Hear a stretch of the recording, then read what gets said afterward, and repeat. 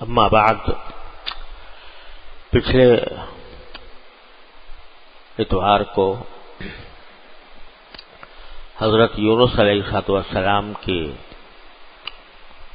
دعا کا ذکر ہوا تھا کہ انہوں نے مچھلی کے پیٹ کی اندھیریوں میں اللہ تبارک و تعالیٰ کو پکارا یہ کہہ کر کہ لا الہ الا انت سبحانک انی کنت من الظالمین۔ اس میں کچھ بات رہ گئی تھی، اس کو آج پہلے پورے کر لوں، پھر آگے انشاءاللہ عرض کروں گا۔ یہ جو لا الہ الا انت ہے، جو شروع میں حضرت یونس علیہ السلام نے کہا، تو لفظی معنی تو اس کے یہ ہے کہ آپ کے سوا کوئی معبود نہیں، اور اس میں یہ بات بھی داخل ہے کہ اس کائنات میں کوئی کام آپ کی مشیت کے بغیر نہیں ہوتا۔ لا الہ الا انت کے معنی یہ بھی ہے کہ اس کائنات میں جو کوئی کام ہو رہا ہے، دیکھنے میں وہ اچھا لگ رہا ہو، برا لگ رہا ہو، ہمیں وہ پسند ہو یا ناپسند ہو، کرنے والا اس کا ایک ہی ہے، اسی کی مشیت سے یہ کام ہوتا ہے۔ باری تعالیٰ نے قرآن کریم میں فرمایا کہ اس کائنات میں کسی درخت کا کوئی پتا نہیں گرتا مگر اللہ تبارک و تعالیٰ کے نہ صرف علم میں ہے بلکہ کتاب مبین میں ہے، یعنی اللہ تعالیٰ نے جو تقدیر مقرر فرمائی ہے اس کا وہ حصہ ہے۔ کوئی دانہ فی حبۃ فی ظلمات الارض رطب ولا یابس، کہ زمین کی اندھیریوں میں کوئی چھوٹا سا دانہ بھی کوئی حرکت کرتا ہے، وہ چاہے تر ہو یا خشک ہو، وہ اللہ تبارک و تعالیٰ کے پاس کتاب مبین میں موجود ہے۔ اور کتاب مبین میں موجود ہونے کے معنی کیا ہے کہ باری تعالیٰ نے اس کو تقدیر میں لکھ دیا ہے کہ ایسا ہوگا، اور جب وہ عمل ہوتا ہے تو باری تعالیٰ کی مشیت سے ہوتا ہے، اللہ تبارک و تعالیٰ کے ارادے سے ہوتا ہے۔ لہذا یہ جملہ لا الہ الا انت یا لا الہ الا اللہ، جب بھی کوئی واقعہ پیش آئے، چاہے وہ ہمیں اچھا لگ رہا ہو یا برا لگ رہا ہو، اگر اچھا لگ رہا ہے تو کہو لا الہ الا اللہ، کہ یہ اچھی بات جو ہوئی ہے، یہ واقعہ جو پیش آیا ہے، یہ خوشی جو نصیب ہوئی ہے، یہ کس کی طرف سے ہے؟ اللہ کی طرف ہے، لا الہ الا اللہ۔ کوئی تکلیف پیش آئی ہے، کوئی رنج آیا ہے، کوئی صدمہ آیا ہے، وہ کس کی طرف سے آیا؟ اللہ تعالی، لا الہ الا اللہ۔ یعنی اب یہ ایک بہت بڑا تسلی کا کلمہ ہے کہ جو چیز مجھے بری لگ رہی ہے، جس سے میں پریشان ہو رہا ہوں، جس سے مجھے تکلیف ہو رہی ہے، جس کی وجہ سے میں تشویش میں ہوں، یہ سب کچھ ایسے ہی نہیں ہو گیا اتفاق سے، بلکہ اللہ جل جلالہ کی تقدیر سے ہوا ہے، اس کی مشیت سے ہوا ہے، اور اس کی مشیت سے ہونے کی بنا پر کوئی اس کے خلاف ہو نہیں سکتا تھا جب اسے تقدیر میں لکھ دیا۔ اب اگر آدمی کو کوئی تکلیف پہنچی، جو کہتے ہیں نا ہم لوگ کہ اتفاق سے ایسا ہو گیا، اتفاق سے میں جا رہا تھا، اتفاق سے میرا پاؤں پھسل گیا، میری ہڈی ٹوٹ گئی، مجھے زخم لگ گیا۔ ارے اتفاق دنیا میں کوئی چیز نہیں ہوتی، کوئی چیز اتفاق سے نہیں ہوتی۔ جو کچھ ہے وہ باری تعالیٰ کے تقدیر کے مطابق سوچا سمجھا ہوا واقعہ ہے. ایسا نہیں ہے کہ اتفاق سے ہو گیا. اللہ جل جلالہ کے نظام مشیت کا ایک لازمی حصہ تھا، اسے ہونا ہی تھا. تم ہزار تدبیریں کرتے، تم ہزار اس سے بچنے کی کوشش کرتے، لیکن یہ ہونا تھا، کیونکہ لا الہ الا انت، لا الہ الا انت.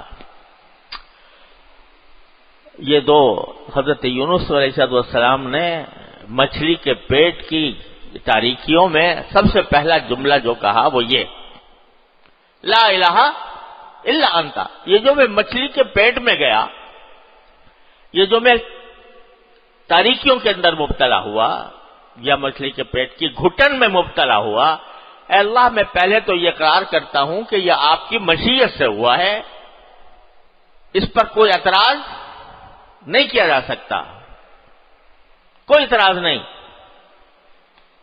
اور میں آپ کا یہ فیصلہ منظور کرتا ہوں. منظور کرنے کا معنی یہ کہ اس فیصلے پر میں راضی رہتا ہوں.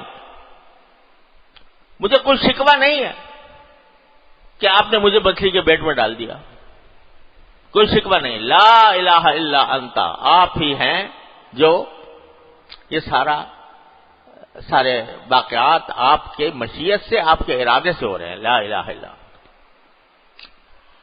اور ہمارے حضرت والا حضرت عارفی قدس اللہ تعالیٰ سرہ اللہ تعالیٰ ان کے درجات بلند فرمائیں کہ یہ لا الہ الا انت کے ایک معنی تو یہ ہے کہ جو کچھ ہوا وہ آپ کی مشیت سے ہوا، محض اتفاق نہیں ہے، آپ نے کیا. اور دوسری بات یہ ہے کہ اچھا بھائی، یہ تکلیف تو پہنچ گئی، یہ صدمہ تو لگ گیا، یہ پریشانی تو لاحق ہو گئی، یہ تاریکی تو آ گئی، اب اس سے بچیں کیسے؟ اس سے نکلیں کیسے نکلیں؟ تو پھر کہو لا الہ الا اللہ، لا الہ الا انت. آیا بھی آپ کی طرف سے ہے اور جائے گا بھی آپ ہی کی طرف سے. یہ تکلیف آئی بھی آپ کی طرف سے اور اگر جانی ہے تو جائے گی بھی آپ ہی کی طرف سے. لہذا پہلے تو کہو لا الہ الا انت اس معنی میں کہ جو کچھ ہوا وہ آپ کے ارادے سے ہوا، آپ کی مشیت سے ہوا، آپ کی تقدیر سے ہوا.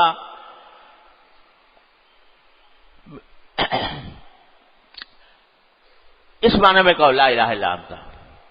اور پھر دوسری بار کہو لا الہ الا انت. کیسے جائے گا یہ بیماری؟ کیسے جائے گی یہ تکلیف؟ کیسے رفع ہوگی یہ بے چینی؟ کیسے دور ہوگی؟ تو اس کا بھی کوئی اور ذریعہ نہیں سوائے آپ کے.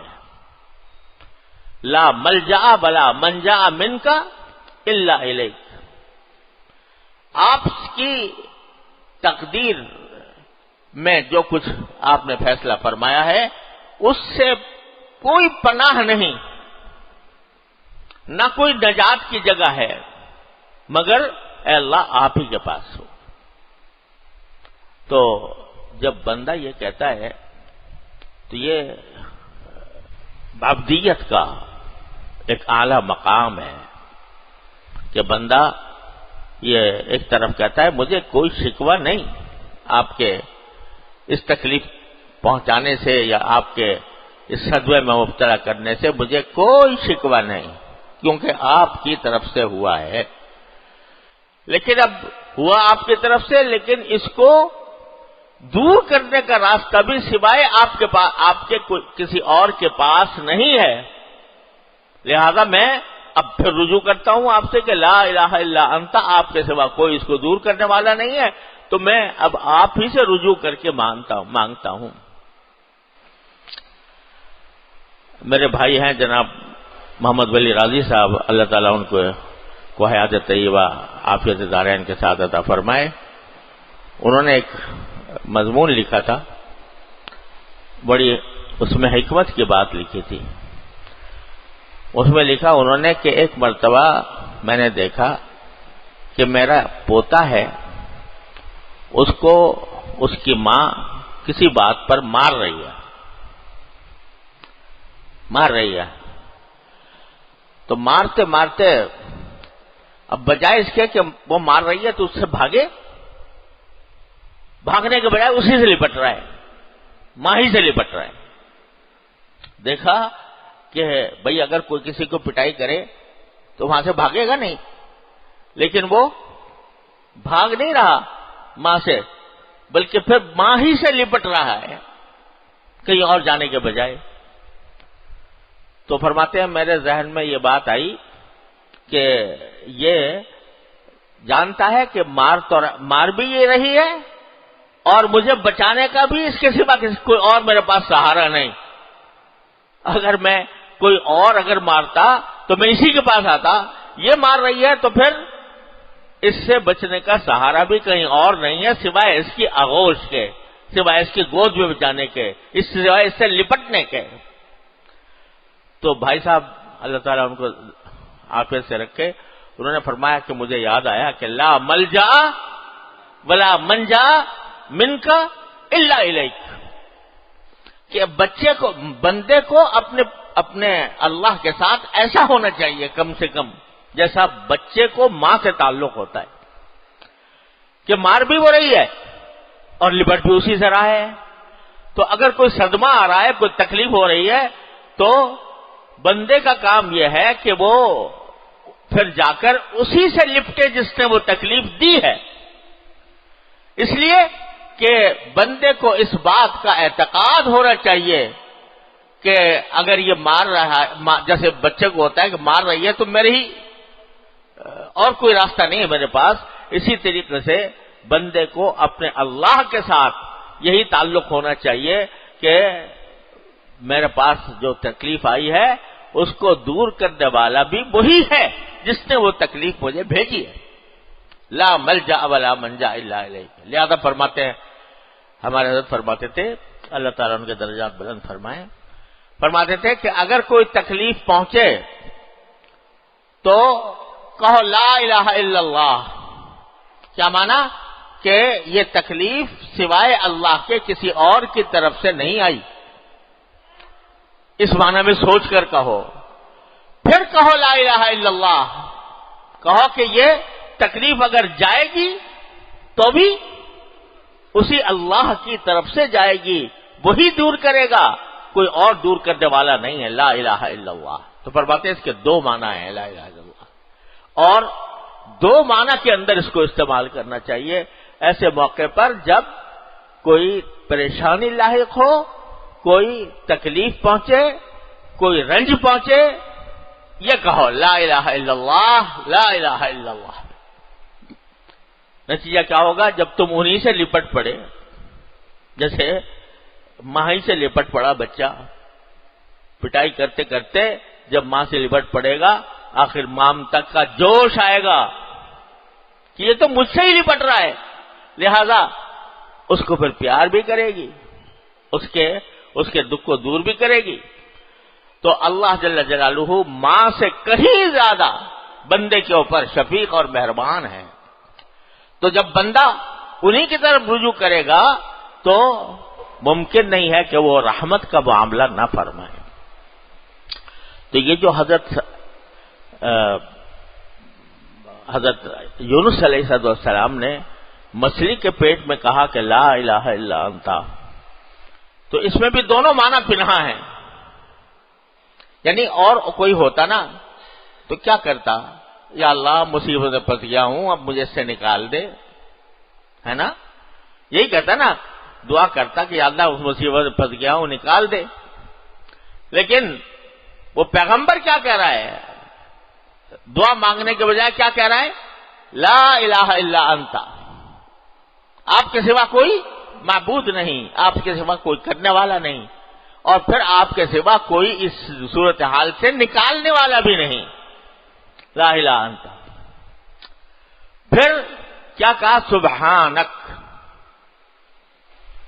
سبحان اللہ، سبحانک۔ آپ کے ذات، لفظی معنی تو اس کے یہ ہوتے ہیں، اردو بیچاری تنگ زبان، وہ کہاں ترجمہ کرے عربی کے اور روحانی اور مقدس الفاظ کا کیا ترجمہ کرے. لیکن ہم کیا کہہ دیتے ہیں؟ سبحانک، اے اللہ تو پاک ہے، میں آپ کی تسبیح کرتا ہوں، یعنی آپ کے بارے میں یہ اقرار کرتا ہوں کہ آپ کے ذات بے عیب ہے، آپ کے ذات میں کوئی عیب نہیں. سبحانک. تو اس کا کیا مطلب ہوا؟ یعنی یہ جو آپ نے مجھے مچھلی کے پیٹ میں بھیجا اور اس گھٹن میں مبتلا فرمایا اور اس یہ تکلیف پہنچائی، یہ آپ کے کسی عیب کی وجہ سے نہیں کہ آپ کو مجھ سے دشمنی ہو یا آپ جو ہے میرا برا چاہتے ہو، میری بدخائی کرتے ہوں. یہ آپ کے کسی عیب، آپ کی ذات تو بے عیب ہے، لہذا جو کچھ آپ نے کیا وہ عین مبنی بر انصاف تھا، وہ در حقیقت اس کے اندر کوئی عیب نہیں تھا، اس میں کوئی جھول نہیں تھا، اس میں کوئی کمی نہیں تھی. جو کچھ کیا وہ آپ نے برحق کیا، میں اس بات کا اعتراف کرتا ہوں. اور پھر اس نے آگے کہہ دیا آپ تو کیا کرتے، آپ تو کوئی بدخواہی کیا کرتے، ہو ہی نہیں سکتا تھا کہ آپ بدخواہی کریں، میری دشمنی کریں. انی کنت من الظالمین، حقیقت میں تو میں ہی ظلم کرنے والوں میں سے تھا، حقیقت میں تو مجھ سے ہی غلطی ہوئی ہے، مجھ سے ہی زیادتی ہوئی ہے اور اس زیادتی کا نتیجہ میں بھگت رہا ہوں. تو میں آپ کے اس فعل پر راضی بھی ہوں کہ آپ نے درست کیا، جو کچھ کیا برحق کیا، کرنے والے آپ ہی ہیں اور کوئی آپ کی طرف اس میں شکوہ اور گلہ نہیں ہو سکتا کیونکہ آپ کی ذات بے عیب ہے. ہاں در حقیقت خرابی میری ہی تھی، غلطی میری ہی تھی، لہذا کوئی شکوہ نہیں. لیکن پھر لا الہ الا انت، آپ ہی نے کیا اور آپ ہی اس کو دور کریں گے. لا الہ الا انت. تو یہ جملہ معمولی بات نہیں ہے، اس کو بعض حضرات نے اس میں اعظم قرار دیا ہے کہ لا الہ الا انت سبحانک انی کنت من الظالمین، یہ اس میں اعظم ہے. اور یہ فرمایا گیا کہ جب بھی انسان کو کوئی مشکل پیش آئے، کوئی تکلیف پہنچے، کوئی صدمہ آئے، تو بندے کو یہ پڑھتے رہنا چاہیے، لا الہ الا انت سبحانک انی کنت من الظالمین. اور سمجھ کے پڑھے گا نا، بے سمجھے سے ہی پڑھ لیتے ہیں بعض اوقات ہم لوگ، لیکن سمجھ کے پڑھو ان باتوں کو جو میں عرض کر رہا ہوں کہ کرنے والا بھی وہی، بچانے والا بھی وہی، غلطی اس کی کوئی نہیں، غلطی میری ہے. یہ کہہ دو تو کیا ہوگا؟ باری تعالیٰ کی رحمت جوش میں آئے گی اور تمہیں اس تکلیف سے نکالے گی. اسی لیے بزرگان دین کا یہ معمول رہا ہے کہ ایسے موقع پر لا الہ الا انت سبحانک انی کنت من الظالمین کی بہت کثرت کی جاتی ہے. اور ہمارے بزرگوں کا یہ معمول بھی رہا ہے کہ جب کوئی عمومی بلا مسلط ہو جائے امت کے اوپر تو اس آیت کریمہ کو 1.25 لاکھ مرتبہ پڑھ کر ختم کرتے. اب آج کل ایک مصیبت ہے، آج کل جو ہے مسلمان کہاں کہاں پریشانیوں میں مبتلا ہے، ہندوستان میں، کشمیر میں، یمن میں، فلسطین میں، شام میں، مصر میں، کہاں کہاں. اور اب یہ ایک نئی وبا آ گئی ہے، یہ وبا آ گئی ہے. تو کہو لا الہ الا انت، کہو کہ اللہ آپ کے سوا کوئی نہیں ہے جو یہ لایا ہو، اور کہو کہ یہ آپ سے ہمیں کوئی شکوہ نہیں، آپ کی کوئی غلطی نہیں، غلطی ہماری ہے، شامت اعمال ہماری ہے، ہم اپنی شامت اعمال کا بھگتان بھگت رہے ہیں، کہو، اور پھر کہو کہ لا الہ الا انت، آپ کے سوا کوئی بھی اس مشکل سے نجات دینے والا نہیں ہے۔ تو بھائی میں تو کہتا ہوں آج کل خاص طور سے اہتمام کرنا چاہیے گھروں میں اس آیت کریمہ کے ختم کا۔ مجھے یاد ہے کہ میں بہت چھوٹا سا تھا تو دیوبند کے اندر بھی جب اس طرح کی بلائیں آتی تھیں تو گھر گھر آیت کریمہ کا ختم ہوا کرتا تھا۔ تو آج کل بھی بھئی ہم اس کے حاجت مند ہیں، کرنا چاہیے گھروں گھروں میں۔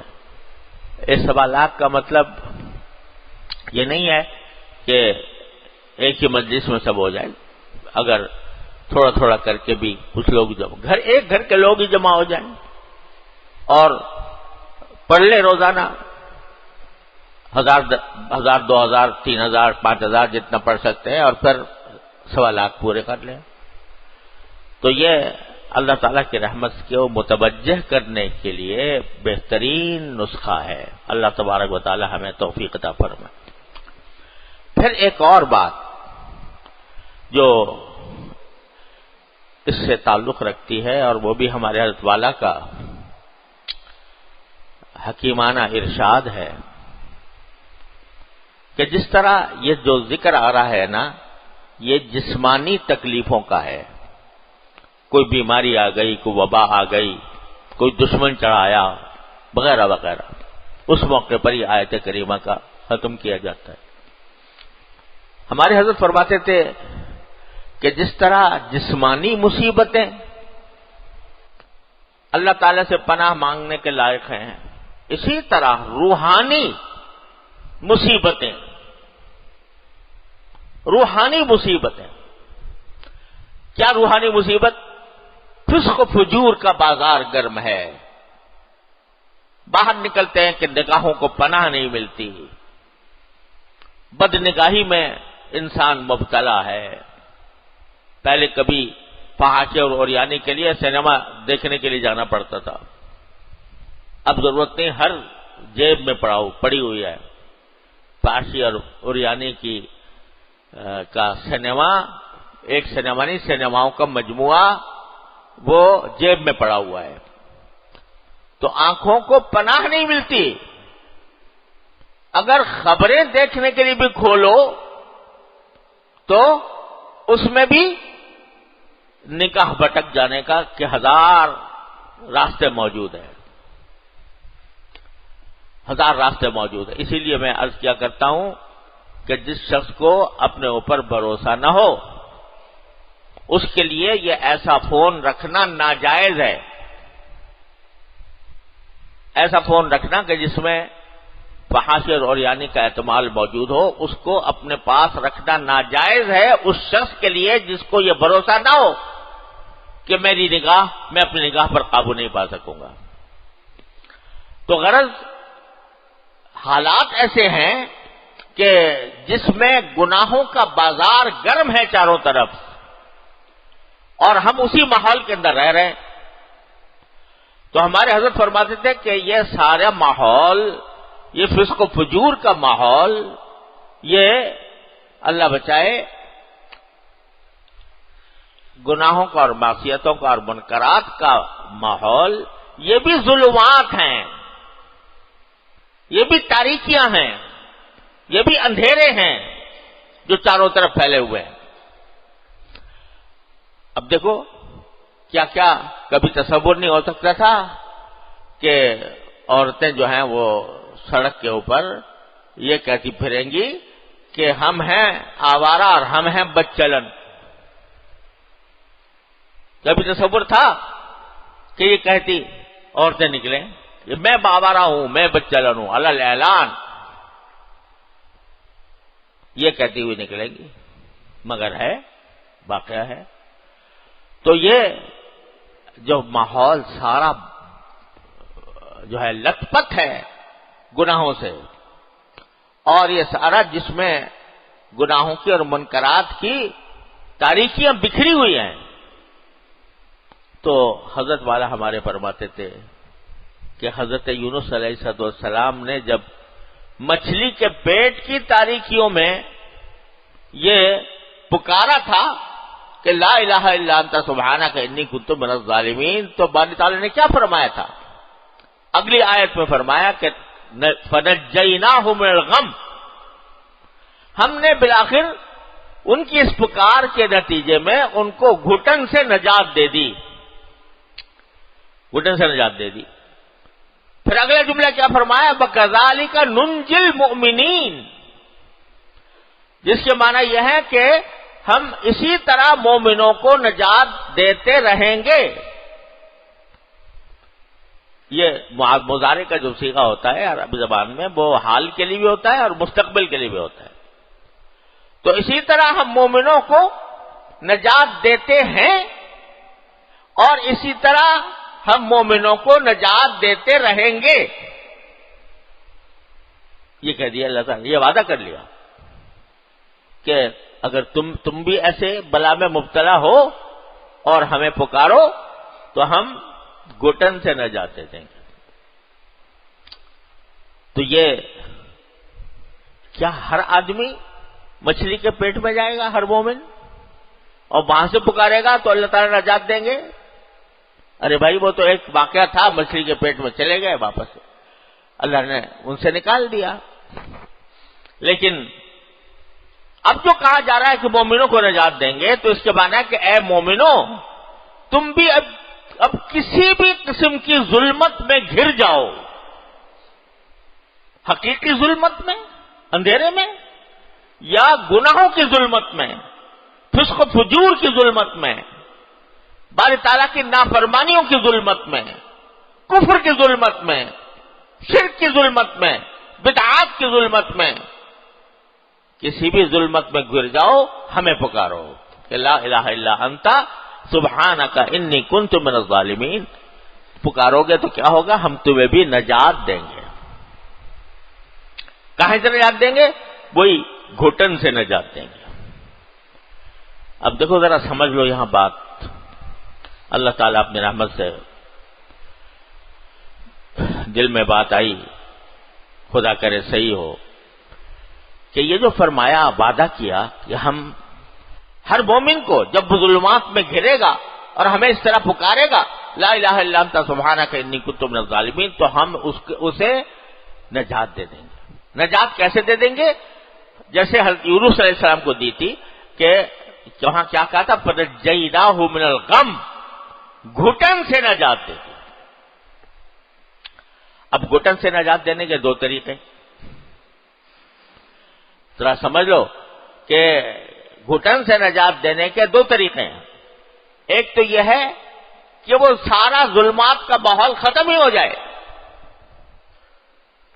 ظلمات کا ماحول ہی ختم ہو جائے، جیسے کہ یونس علیہ السلام کے لیے ہوا کہ ان کو ایسی نجات دی کہ وہ اس اندھیرے سے باہر نکل آئے اور نئے سرے سے پرورش شروع ہو گئی، تو وہ گھٹن سے نجات مل گئی. ایک گھٹن سے نجات دینے کے معنی یہ ہے کہ وہ ظلمتیں تو برقرار رہیں، وہ اندھیرے موجود رہے، لیکن تم جس گھٹن میں مبتلا تھے تمہیں اللہ نے اس گھٹن سے نجات دے دی، باوجود ان ظلمات کے موجود ہونے کے، باوجود ان تاریکیوں کے موجود ہونے کے. تو ہم مومنوں کو نجات دیں گے، تو نجات دے دیں گے کاہے سے؟ گھٹن سے. ضروری نہیں کہ وہ ساری ظلمات ختم کر دیں اور ختم کر کے نجات دے دیں. ارے نہیں، وہ ظلمتیں تو ہماری مشیت سے پیدا ہوئی ہیں، وہ ظلمتیں تو ہم نے آزمائش کے لیے پیدا کی ہیں. تو اس واسطے ہو سکتا ہے کہ وہ ظلمتیں برقرار رہیں، اور لیکن تم کو نجات دے دیں کہ ان ظلمتوں کا اثر تمہارے اوپر نہ پڑے، اور تمہیں جو ان ظلمتوں کی وجہ سے گھٹن ہو رہی ہے وہ گھٹن تم سے زائل ہو جائے. تو جب تم گناہوں میں گھرے ہوئے ہو، گناہوں کی تاریکیوں میں گھرے ہوئے ہو، تو اس وقت میں جب تم ہمیں پکارو گے تو ضروری نہیں کہ وہ فسق و فجور کا ماحول ہی سارا ختم ہو جائے، بلکہ یہ ہوگا کہ ہم تمہیں اس گھٹن سے نجات دیں گے۔ کیا مانا؟ کہ تمہارے دل میں اپنا خیال پیدا کر دیں گے، اپنا تقوی پیدا کر دیں گے، اپنے خاص فضل و کرم سے تمہیں ان ظلمات کے اثر سے بچائیں گے، اور اگر تم کبھی مبتلا ہو بھی گئے تو تمہیں رجوع الی اللہ کی توفیق ہوگی، تمہیں توبہ کی اور استغفار کی توفیق ہوگی، اور اس توبہ اور استغفار کے نتیجے میں تم ہمارے نزدیک اور آگے بڑھ جاؤ گے۔ اس لیے جب کبھی انسان یہ محسوس کرے کہ میں ماحول کے غلط اور خراب ماحول کے نرغے میں ہوں اور میں اپنے آپ کو بچا نہیں پا رہا، تو کہو لا الہ الا انت سبحانک انی کنت من الظالمین، تو انشاءاللہ تمہیں اس ماحول کی تاریکیوں سے نجات مل کر رہے گی، ہو نہیں سکتا کہ نہ ملے۔ اب لوگ کہتے ہیں جی کیا کریں، مجلسوں میں بیٹھتے ہیں، غیبت ہو جاتی ہے، غیبت ہو ہی جاتی ہے، زبان سے کوئی نہ کوئی گڑبڑ ایسی نکل آتی ہے کہ غیبت ہو جاتی ہے۔ کیا کریں، باہر نکلتے ہیں تو مناظر ایسے سامنے آتے ہیں کہ آنکھ بہک ہی جاتی ہے۔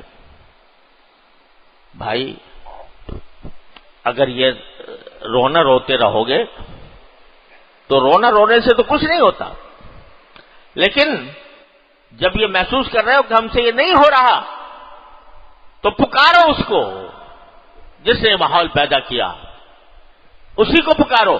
نادا فی الظلمات، انہی ظلمات کے اندر پکارو اللہ تبارک و تعالیٰ کو، یا اللہ میں کیا کروں، میں یہ ایسے ماحول میں گھرا ہوا ہوں، چاروں طرف فتنے ہیں، چاروں طرف میری نگاہ، کہیں بھی نگاہ کو پناہ نہیں ملتی، یا اللہ مجلسوں میں بیٹھتا ہوں غیبت ہونے لگتی ہے، اے اللہ مجھے بچا لے اس سے، لا الہ الا انت اور سبحانک انی کنت من الظالمین، یہ پکارے باری تعالیٰ کو اور کہے تو کیا ہوگا؟ اللہ جل جلالہ تمہیں اس میں سے، ظلمات میں سے ایسے نکال لیں گے جیسے کہ آٹے میں سے بال نکال لیا جاتا ہے، اس طرح نکال لیں گے۔ اور نکال کس طرح لیں گے؟ کہ اول تو تمہارے دل میں ہمت پیدا کریں گے، طاقت پیدا کریں گے کہ تم اس ماحول کی زبردستی سے اپنے آپ کا دفاع کر سکو۔ شیطان اور نفس تمہیں بہکا رہے تھے، لیکن جب تم ان کے سامنے ڈٹ کر اللہ تبارک و تعالیٰ سے مانگ کر ان کے سامنے ڈٹو گے تو شیطان اور نفس جو ہیں وہ تمہیں کمزور نظر آئیں گے۔ ان قید الشیطان کان ضعیفا کا مظاہرہ ہوگا کہ شیطان جو ہے اس کا قید کم ہے، کمزور ہے، کوئی قوی نہیں ہے، کوئی مضبوط نہیں ہے، اللہ تعالیٰ کی رحم و کرم سے زیادہ نہیں ہو سکتا۔ لہذا یہ سبق یہ مل رہا ہے، اللہ تعالیٰ ہم اس سبق کو سمجھنے کی اور عمل کرنے کی توفیق عطا فرمائے اپنی رحمت سے، کہ یہ جو ہم ہر وقت ماحول کا شکوہ کرتے رہتے ہیں، یہ شکوہ کرنے سے کوئی حاصل نہیں ہوتا، اس کے بجائے جو کام کرنے کا ہے وہ ہے رجوع الی اللہ، اللہ تعالیٰ کی طرف رجوع، لا الہ الا انت سبحانک انی کنت من الظالمین۔ تو اللہ تبارک و تعالیٰ تمہیں ضرور انشاءاللہ بچائیں گے۔ اگر بالفرض یہ سب کے باوجود کسی وقت لغزش ہو گئی تو اس کا راستہ بھی وہی ہے رجوع الی اللہ، کہ یا اللہ پھر چل گیا میں، یا اللہ مجھ سے پھر غلطی ہو گئی، دوبارہ استغفار، دوبارہ توبہ۔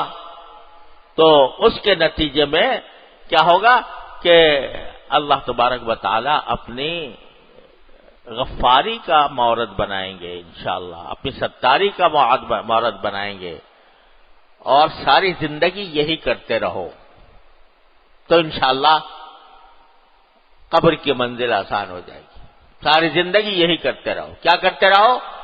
پکارتے رہو اللہ کو، جب غلطی ہو جائے پھر پکارو، جب غلطیوں میں گر جاؤ پھر پکارو، پکارتے ہی رہو مالک کو، لا الہ الا انت سبحانک انی کنت من الظالمین، اس سے ایسا مضبوط رشتہ اور تعلق قائم کر لو کہ ہر وقت تمہارا رابطہ، تمہارا رشتہ اپنے خالق و مالک سے جڑا رہے۔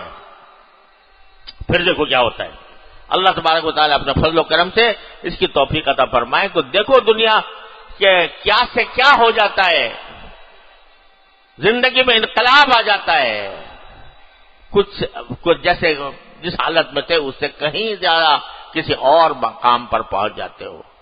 تو اس لیے بھائی اس کی ضرورت ہے، یہ معمولی بات نہیں ہے، لا الہ الا انت سبحانک انی کنت من الظالمین، اس کو اپنا برد بنائیں، وظیفہ بنائیں۔ جب کوئی ظاہری، باطنی، جسمانی، روحانی کوئی بھی ظلمت سامنے آئے تو اس کو پڑھو اور سمجھ کر پڑھو، لا الہ الا انت سبحانک انی کنت من الظالمین۔ انشاءاللہ اس میں بہت سی بیماریوں اور مصیبتوں کا نسخہ ہے۔ اللہ تعالیٰ اپنے رحمت سے، اپنے فضل و کرم سے ہمیں اس پر عمل کرنے کی توفیق عطا فرمائے۔ یا اللہ اپنے رحمت سے، اپنے فضل و کرم سے ہمارے تمام گناہوں کو معاف فرما دیجئے۔ یا اللہ اپنے رحمت سے ہمارے گناہوں کو معاف فرما دے۔ یا اللہ ہمیں ہمارے اعمال و اخلاق کی اصلاح فرما۔ یا اللہ اپنے فضل و کرم سے ہمیں اپنی پناہ میں عطا فرما۔ یا اللہ اپنی پناہ عطا فرما۔ لا ملجا ولا منجا منک الا الیک۔ یا اللہ لا ملجا ولا منجا منک الا الیک۔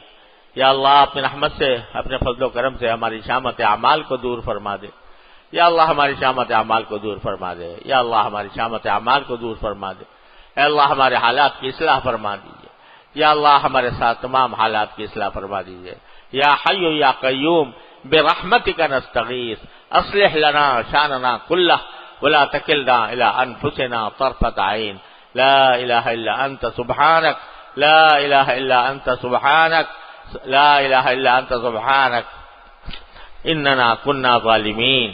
یا اللہ اپنے رحمت سے، اپنے فضل و کرم سے ہمارے بدعمالیوں کو دور کو، یا اللہ ہم سے بدعمالیوں کی اصلاح فرما کر اللہ اس کے برے نتائج سے ہماری حفاظت فرما اور ہماری شامت اعمال کو دور فرما دے۔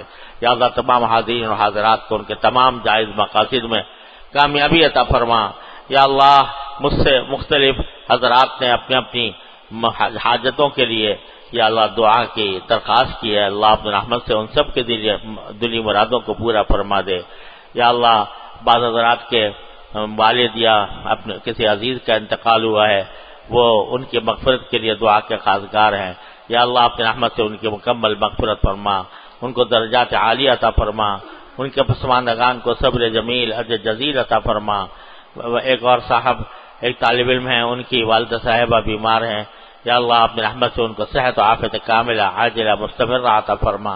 یا اللہ اور بھی ہمارے متعلقین احباب میں یا ان کے متعلقین میں جو بیمار ہیں، یا اللہ ان سب کو شفا کامل و عاجل عطا فرما۔ یا اللہ حضرت مولانا محمود اشرف صاحب آج کل علی ہیں، یا اللہ ان کو صحت و عافیت کامل عطا فرما۔